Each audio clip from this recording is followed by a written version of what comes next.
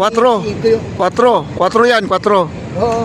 4, no? 4. May size ba na bakal? Dos. Ito. Saan ang welding dito? Saan ang may welding lang? Yan lang. Yan lang. Yung likod, ilalim ng tulay dahil umuulan po ngayon. At umalis sila doon sa area nila, no?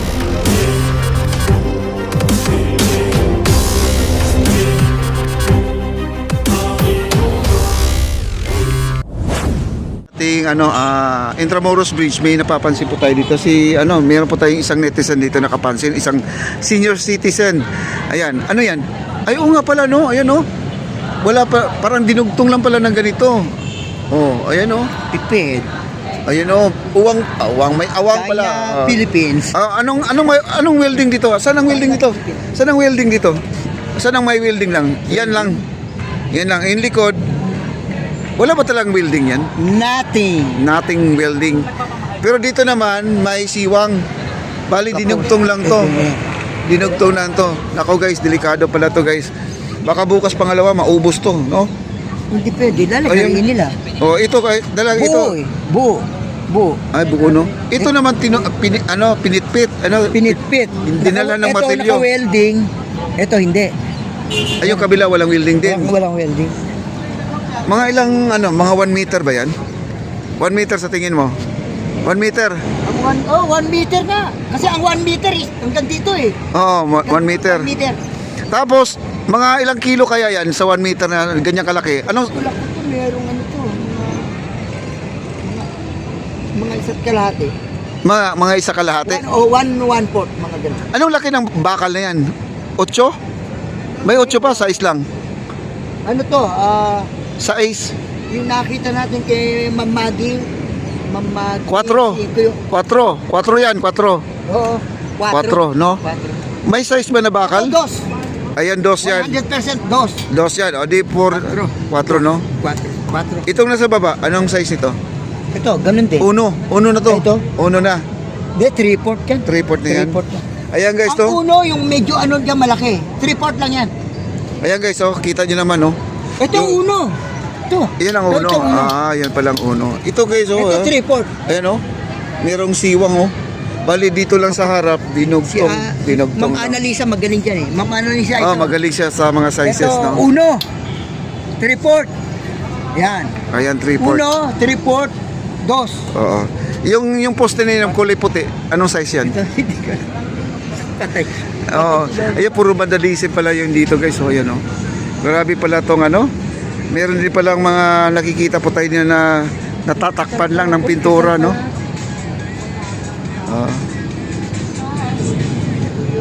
Grabe, dito, ayan, may nakasulat din,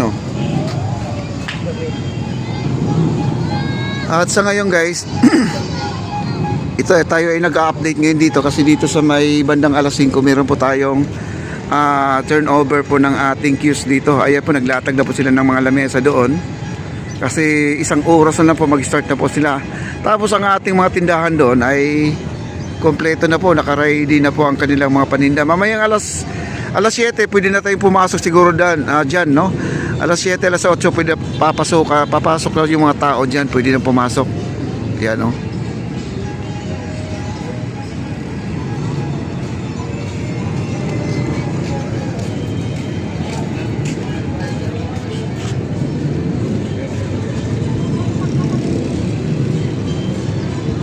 Ayan, mayroon pong pre-nuptial dito guys. Ayan, pre-nuptial. May pre-nuptial pa dito sa napakagandang tulay mga kaibigan. Marami na pong mga nagbabago dito. Ang ating Esplanade ay unti-unti na pong gumanda, no? Ang sabi nga, itong ating curtain wall ay pipinturahan daw to. At siguro hindi na rin dapat pinturahan dahil maganda naman po tingnan na ganyan ang itsura. Para nandiyan pa rin na ang yung mukhang antique ang kanyang itsura, no? Mas maganda hindi na po siya pipinturahan kasi pag pininturahan parang naging modern na po siya. Di ba? Ay, sayang naman po talaga guys, no, ang ating tulay na to kung ito ay wala po talaga nagbabantay. Baka itong railings natin dito baka naman ito ay maubos, no? Kasi inumpisa na po nila tinanggal yung isang bakal na D4 mga kaibigan, itong ibabaw na to. Sana po ay ito ay mabantayan talaga, no? Ito nga dati nawawala ng mga tornilyo, no? Tayo po ay nakapag-cover doon. Yung mga tornilyo dati, buti na naibalik na yung mga tornilyo yung nawala. Yan. Ngayon dito naman ay isa na po sa mga nawawala dito, bakal na naman. Ito na po ang problema natin, no? Yan, no? At saka hindi pulido, guys, no? Ang na-welding lang dito sa harap, sa likod wala din pala. Ayan. At ginamitan ng martilyo. Ayun, may tama po, may martilyo.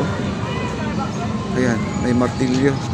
Parang pinukpok pataas siguro, no? Ang pukpok dyan pataas ang patama. Ayan, no? Sayang naman din. Wow. Ganda na. Tapos dito sa kabila, doon po tayo nakadiscover yung nawalan po ng mga tornilyo. Yung nagkaroon ng bangga dito, guys, yung malakas na sumalpok talaga, ito yung tama niya, oh. Ayan, oh. Basag yung simento, oh. Diyan po tumama yung kotse, yung nagkaroon ng disgrasya dito. Noong kailan lang yan? Noong kailan ba yun?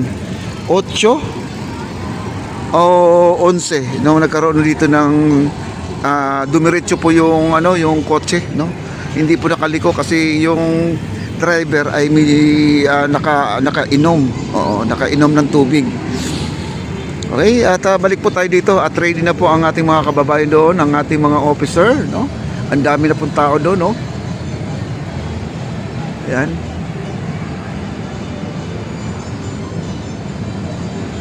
Abang-abang po natin to, guys. Live po yan, guys, yung tumutugtog ng orkestra doon kasi sumilong na po ilalim ng tulay dahil umuulan po ngayon at umalis sila doon sa area nila, no? Yung mga lamesa, yan po pinaghahakot po nila, oh. Ayan, kita nyo, pinaghahakot nila, oh. Ano yan, parang cocktail. Dyan po, dito po maglalagay sila ng lamesa dito sa may unahan ito. Kadalasan nito pag may mga event ay ulan po talaga. Buti nga ngayon medyo tumigil po ang ulan, guys, no? Alas 5 po ito ay mag-start. Ayan po, doon ay nagpapausok na, oh. Ayan, oh, nagpapausok na sila, oh. Nagluluto yata sila ng bibingka, no? Baka may bibingka doon. Wow, ang ganda ng ating esplanade talaga.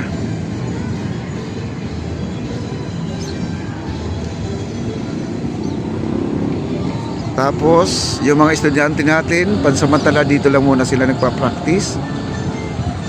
Tatlong eskwelahan po nandito, high school at saka elementary.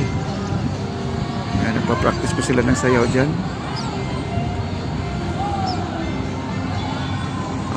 Ilog Pasig, as usual. Mayroon pa rin tayong mga water lily, no? Ganda ng tulay natin, no? Ayan.